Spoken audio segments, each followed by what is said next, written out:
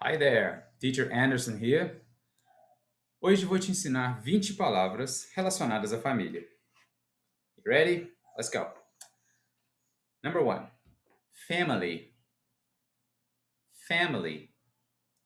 Família. Number 2, mother. Mother. Mãe.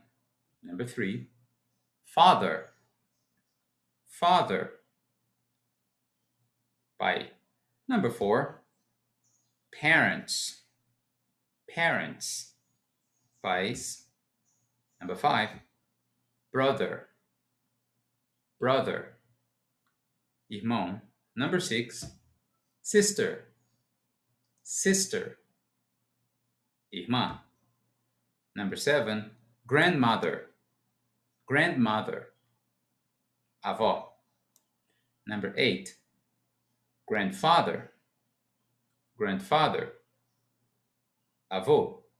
Number 9, grandparents. Grandparents. Avós.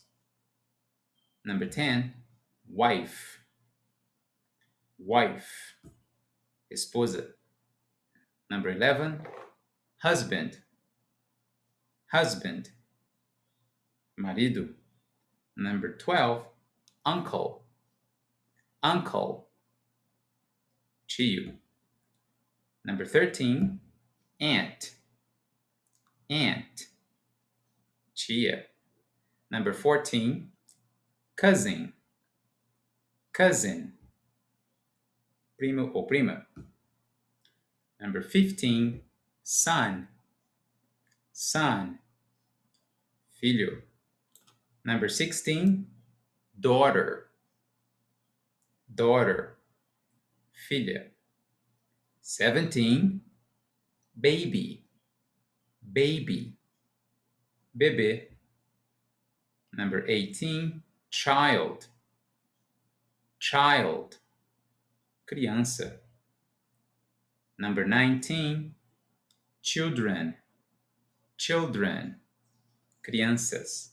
And number 20, relatives. Relatives. Parentes. Quais dessas palavras você pode usar para se referir a você? E para se referir às pessoas que moram com você caso você não more sozinho ou sozinho?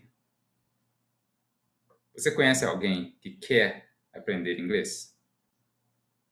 Compartilhe, marque as pessoas nos comentários e compartilhe este vídeo. See you next time!